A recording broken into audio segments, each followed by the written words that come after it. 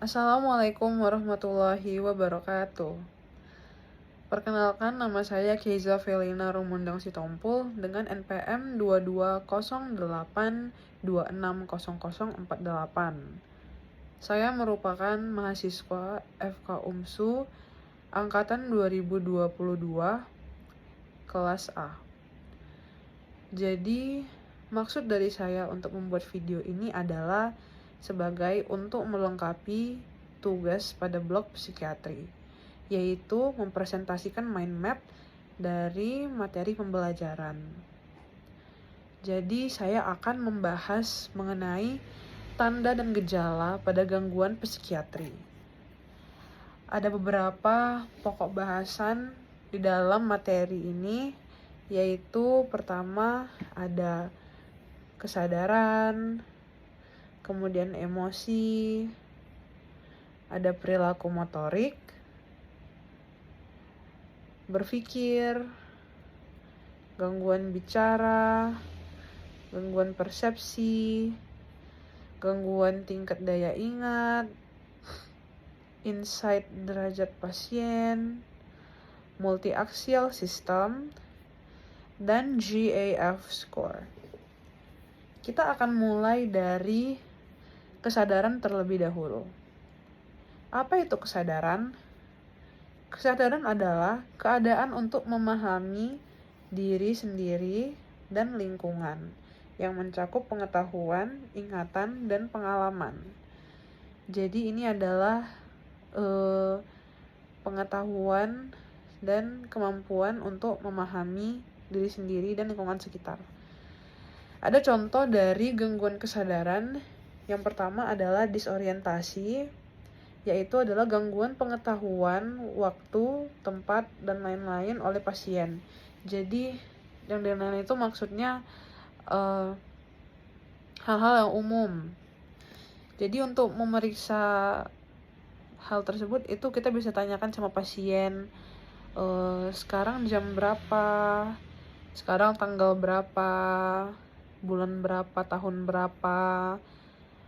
Nah, biasanya kalau pasien yang disorientasi itu mereka akan menjawab dengan jawaban yang salah.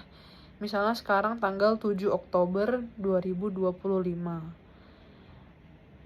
Dan pasien menjawab, oh ini tanggal 8 September 2026. Nah, itu salah gitu.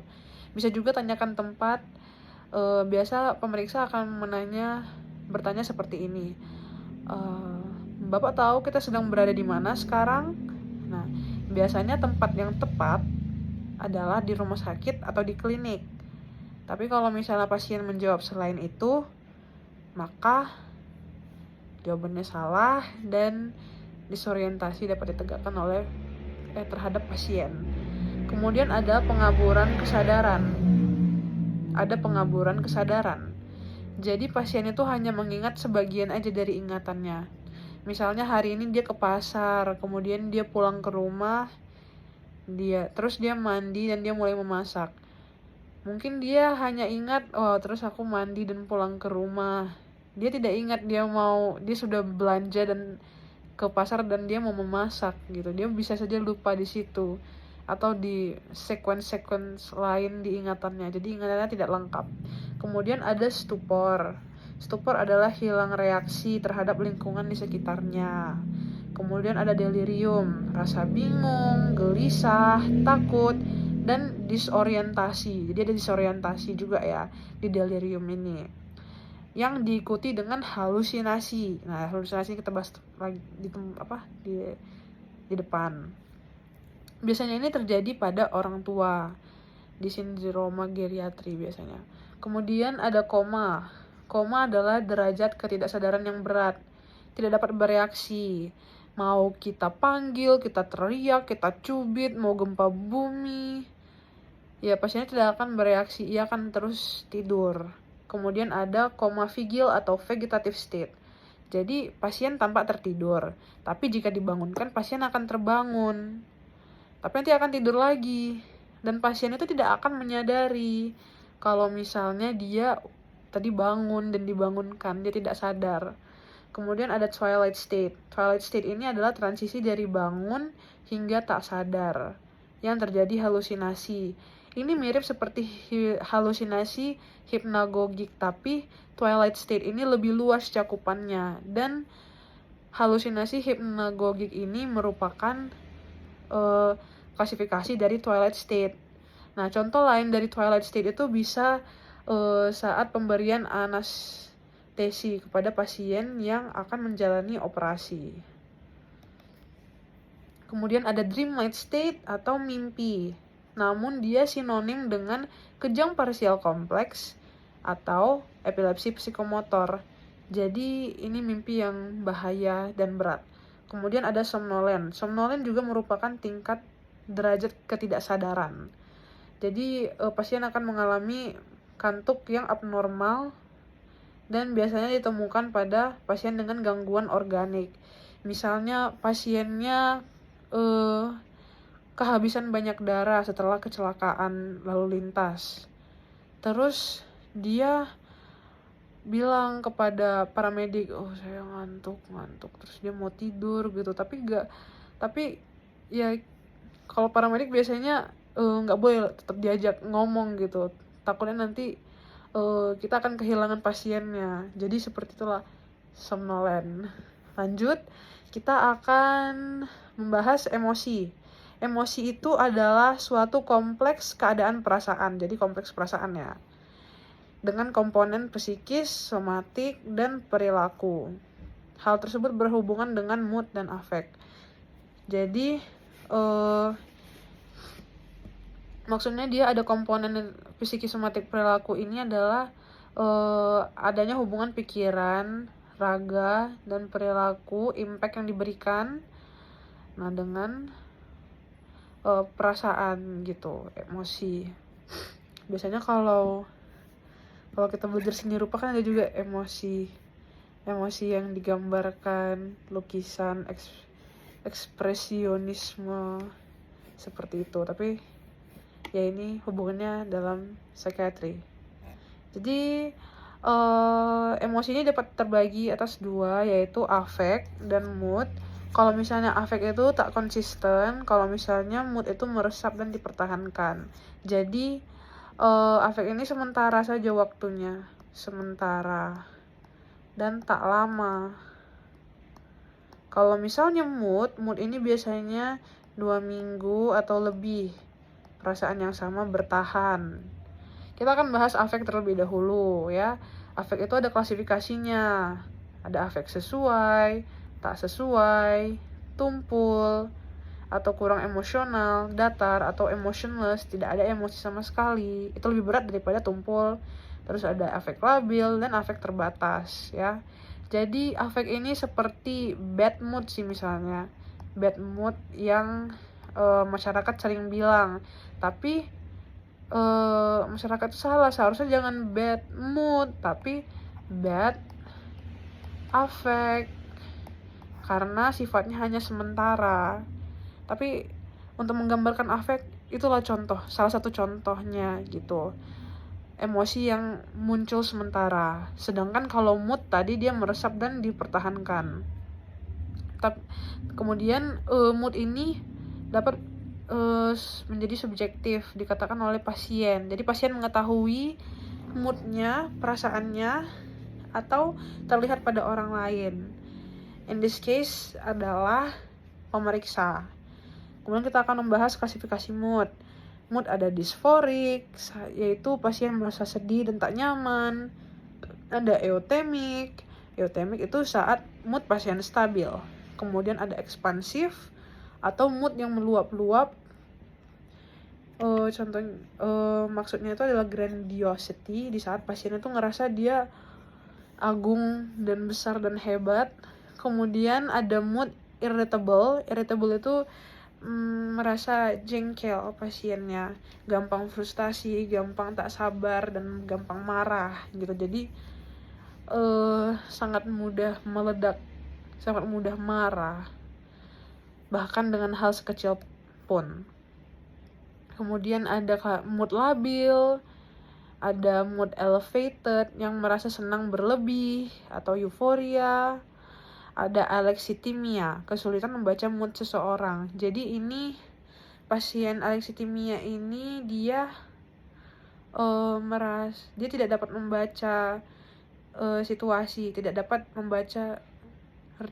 read the room gitu, membaca ruangannya. Misalnya ia memiliki temannya sedang berkabung, ada keluarga yang meninggal, terus datang dia ngajak ngomongin tentang hal yang seru-seru lah, ngomongin film yang baru rilis deh atau gimana. Jadi dia agak tone deaf dan ignorant gitu, dia tidak dapat membaca situasi mood seseorang gitu. Kemudian contoh lain ada euforia, sama tadi ya, ada ekstasi atau gairah yang meningkat berlebih, ada depresi, ada anhedonia atau hilang minat, tidak semangat, ada juga duka cita atau grieving atau berkabung. Baik, kemudian kita akan melihat emosi lain, ada cemas atau anxious ya, anxiety, cemas. Ada free floating anxiety, yaitu cemas yang tanpa alasan, tapi pokoknya rasa cemas aja, ada gejala cemasnya juga gitu, padahal nggak ada alasannya. Kemudian ada ansietas antisipatorik, dia itu cemas pada hal yang belum terjadi, tapi dia sih cemas terhadap hal itu aja. Kayak misalnya dia naik pesawat, tapi dia takut nanti pesawatnya jatuh gitu. Kayak mana ya kalau misalnya jatuh, kayak mana ya kalau misalnya mesinnya terbakar, kayak mana kalau misalnya baling-balingnya copot gitu. Jadi dia tuh mencemaskan hal yang belum terjadi.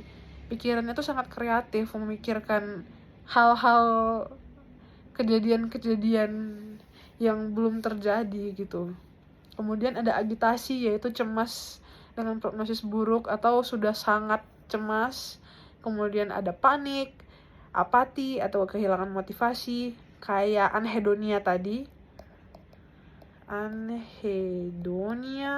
Kemudian ada ambivalensi. Baik, kita lanjut kepada perilaku motorik. Perilaku motorik adalah aspek jiwa berupa impuls, motivasi, harapan, dan idaman. Dan hal tersebut itu dideskripsikan oleh perilaku motorik. Misalnya dia senang banget, aku senang banget, tangannya goyang-goyang gitu. Nah, perilaku motorik ini terbagi atas dua, yaitu ekopraksia dan katatonia. Jadi ekopraksia ini adalah meniru gerakan orang lain secara tak sadar dan biasanya sudah parah, udah kronis, semua ditirunya. Kemudian katatonia itu adalah kelainan motorik dalam gangguan non-organik. Kita akan ngebahas lebih dalam si katatonia. Jadi di mind map ini yang khas dari katatonia itu adalah yang berhighlight biru ya. Berhighlight biru. Kita bahas kataplesia dan katapleksi terlebih dahulu. Kataplesia itu adalah mempertahankan posisi tubuh yang aneh. Jadi misalnya posisi tubuh yang aneh itu seperti dia misalnya duduknya mereng gitu atau gini, terus dia dipertahankannya saja. Nah, beda dengan katapleksi. Kalau katapleksi ini dapat terjadi pada orang normal dan artinya itu adalah tonus otot melemah saat menghadapi emosi spontan yang terduga. Misalnya ada seorang ibu yang mendengar anaknya masuk penjara. Terus dia shock kan, karena dia pasti bingung dong. Anaknya tiba-tiba gak ada angin, gak ada hujan, yang biasanya baik-baik aja, masuk penjara. Dan dia tidak dapat menerimanya. Jadi dia tiba-tiba misalnya dia pingsan atau dia terjatuh lemas gitu, kayak di film-film. Nah itu katapleksi. Kalau kataplesia tadi mempertahankan posisi tubuh aneh. Oke, jadi katapleksi ini tetap normal ya, normal, bisa terjadi pada orang normal. Kita lanjut kepada luapan katatonik, yaitu aktivitas motorik pointless dan aneh. Jadi ada kegiatan motorik yang tidak ada maknanya, tidak ada gunanya, dan aneh jika dilihat karena jarang dilakukan. Kemudian ada rigiditas katatonik, postur kaku, dan dia menentang usaha untuk digerakkan. Jadi dia udah postur kaku, dia suka pula dengan posisi itu gitu. Dan kalau misalnya diubah, dia tuh menentang, dia tuh nggak mau. Kemudian ada fleksibilitas cerea. Nah, cerea ini artinya lilin dalam bahasa Prancis, yaitu sikap tubuh seperti lilin. Jadi misalnya nanti pemeriksa mengangkat tangan pasien seperti ini. Ini lurus 90 derajat. Setelah sudah diarahkan pemeriksa seperti ini, tangan pasien akan tetap seperti ini dan tidak akan bergerak. Akan frozen seperti lilin gitu. Kemudian ada stupor katatonik, yaitu aktivitas motorik ekstrim. Aktivitas motorik menurun secara ekstrim, jadi lambat sampai nggak bergerak. Jadi pasiennya bisa nggak bergerak sama sekali. Kemudian kita masuk ke yang normal. Tadi normal katapleksia salah satunya. Terus ada stereotipik, pola perilaku dan cara bicara yang berulang. Ini biasanya berhubungan dengan budaya. Kemudian ada mannerism, pergerakan habitual yang tak disadari. Kemudian ada otomatisme, bahasa simbolik yang digunakan secara otomatis gitu. Misalnya ada yang foto dia, ada yang mengarahkan kamera kepada pasien, terus pasiennya langsung kasih sarannya gitu atau kasih peace gitu. Itu otomatisme. Baik, kemudian kita akan masuk kepada gangguan berpikir. Jadi definisi dari berpikir itu adalah sebuah kegiatan untuk menghasilkan gagasan terhadap suatu masalah. Jadi di gangguan berpikir ini ada gangguannya di bentuk dan ada di isi. Kita bahas bentuk pikiran dulu.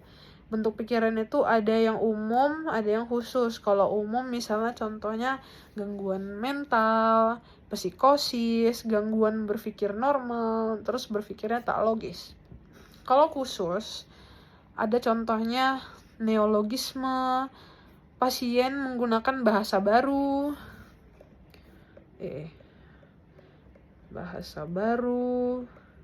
ada sirkumstansialitas. Pasien itu jika misalnya kita tanya dia sesuatu, dia akan ngomong berputar-putar entah kemana, entah apa yang dibahasnya, tapi nanti di akhir pertanyaan akan dijawab. Kalau tangensialitas sama, pasien juga akan berbicara berputar-putar, tapi pertanyaan tidak akan dijawab. Kemudian ada inkoherensi. Cara berpikir pasien itu kacau dan tak logis. Kemudian ada flight of ideas. Jadi banyak banget hal yang pasien pikirkan. Jadi banyak idenya gitu. Kemudian kita masuk kepada isi pikiran. Ada beberapa nih, ada obsesi. Obsesi itu pikirannya sama dipikirkan terus. Dia tuh sangat-sangat attached terhadap suatu hal yang dipikirkannya ini. Kemudian ada kompulsi, responnya terhadap si obsesi gitu. Jadi dia ya dikerjakannya gitu, obsesinya itu. Ini hubungannya ke OCD sih, Obsessive Compulsive Disorder, yang akan dibahas pada materi lain. Kemudian ada waham. Waham itu adalah keyakinan yang salah atau menyimpang dari keyakinan masyarakat atau keyakinan sebagian besar orang. Kemudian ada fobia. Fobia itu adalah ketakutan yang tak wajar yang biasanya dilihat pasien. Jadi kalau misalnya fobia itu didengar, dirasakan, itu salah. Bukan itu fobia, tapi fobia itu yang kita lihat saja gitu. Contoh dari fobia itu misalnya klaustrofobia. Dia takut akan ruangan kecil. Terus ada agrofobia, takut akan ketinggian. Agrofobia, heights. Claustrophobia, Fobia close space. Oke, kalau waham contohnya ada waham curiga, ada waham kebesaran, ada waham rujukan gitu. Curiga ini dia merasa curiga dengan orang, selalu was-was. Kalau kebesaran ini pasien merasa sangat hebat, ada super power, dia merasa agung. Kata lainnya adalah grandiosity. Kemudian rujukan ini waham yang lompat-lompat, yang banyak gitu. Pikiran satu ke sini, pikiran satu ke situ, kayak flight of ideas, cuma ini waham. Lanjut kepada gangguan bicara. Definisi dari bicara adalah gagasan yang dijelaskan dengan bahasa. Jadi pikirannya tuh disampaikannya dengan bahasanya gitu. Jadi kita mengklasifikasikan gangguan bicara tuh dengan dua. Ada gangguan bicara seutuhnya, ada gangguan afasik. Kalau gangguan bicara itu ia tidak dapat berkalimat, ia tidak dapat berbicara seperti saya ini gitu. Kalau gangguan afasik dia itu adalah gangguan berbicara dan memahami pembicaraan. Jadi dia sulit gitu kalau misalnya mendengar orang bicara atau membaca perkataan, dia itu tidak dapat memprosesnya dengan baik gitu. Biasanya terjadi pada pasien post stroke yang sudah pernah mengalami stroke gitu. Lanjut pada gangguan persepsi. Persepsi itu adalah stimulasi fisik stimulasi fisik yang diubah menjadi informasi psikologis gitu. Jadi sebuah tanggapan. Persepsi kita akan bagi menjadi dua, ada halusinasi dan ilusi. Kalau misalnya halusinasi adalah persepsi sensoris palsu. Ya. Jadi kalau halusinasi ini ingat aja dia itu berhubungan dengan panca indera. Jadi ada 5 indera kan. 5 indera. Ada penglihatan visual, auditori, mendengar. Khas ya pada pasien skizofrenia ada biasanya halusinasi auditori khas, di mana dia mendengar suara yang mengkomen tentang dirinya atau mengajaknya berdiskusi. Terus ada halusinasi olfaktori, dia bisa mencium bau busuk. Kemudian ada taktil ini di kulit biasanya. Biasanya pasien itu merasakan ada yang jalan di kulitnya, ada serangga keluar dari kulitnya terus dia berjalan-jalan gitu. Kemudian ada pengecap. Oke, kemudian ada ilusi. Ilusi adalah mispersepsi terhadap stimulus nyata. Oke. Halusinasi ini ada yang normal. Yang normal itu adalah hipnagogik dan hipnapompik. Nah, hipnagogik ini terjadi menjelang tidur. Sebelum kita tidur itu, sebelum REM, sebelum kita tertidur lelap, kita tuh merasakan halusinasi gitu, berpikir halusinasi.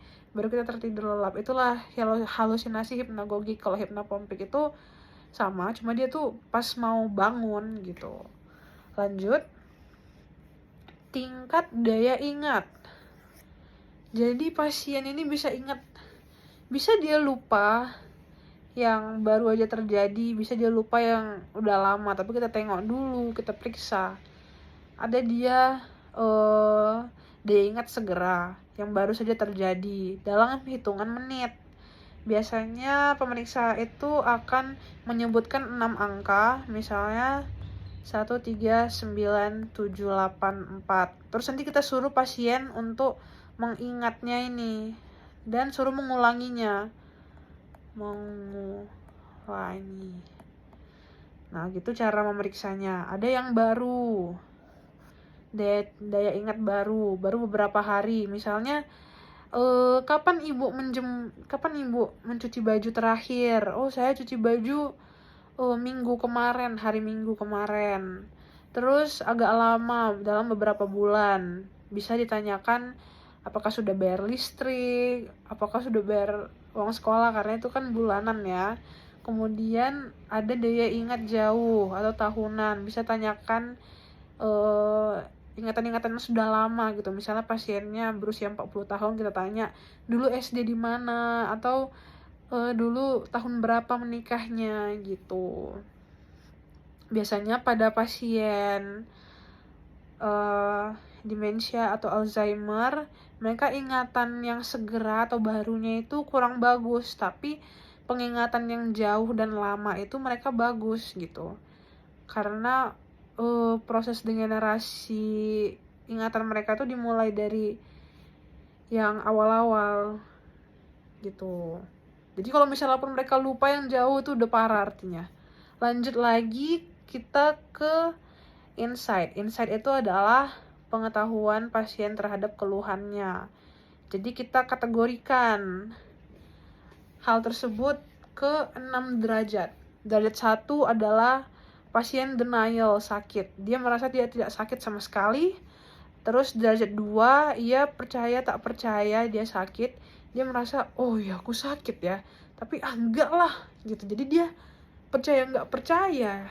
Kemudian ada derajat 3, sakit akibat orang lain atau hal lain. Dia tahu dia sakit, tapi dia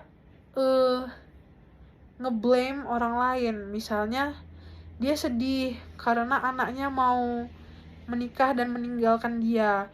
Dia tahu dia sakit, tapi dia menyalahkan anaknya. Terus ada derajat 4. Derajat 4 sakit tapi tak tahu penyebabnya. Derajat 5, dia sakit, dia mengetahui tapi dia tak mau berobat. Kalau derajat 6, sakit, mengetahui tapi dia mau berobat. Kalau tidak salah ini namanya true form. Jadi ini yang paling tulus, paling bagus, paling baik derajatnya, karena dia mau berobat dan dia sadar kalau misalnya dia tuh harus berobat. Lanjut pada multi-axial system. Jadi pada pemeriksaan, pada anamnesis itu kita harus mengisi 5 aksis ini. Katanya sih koas ya penting, tapi kita juga harus bahas di preklinik, jadi dibahas saja, harus dibahas. Aksis 1, gangguan klinis. Ini kita masukkan diagnosis psikiatri. Kemudian aksis 2, gangguan kepribadian.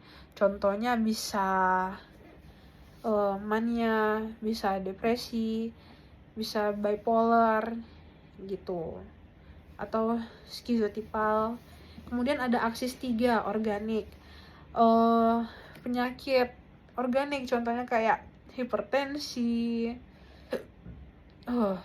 dan lain-lainnya.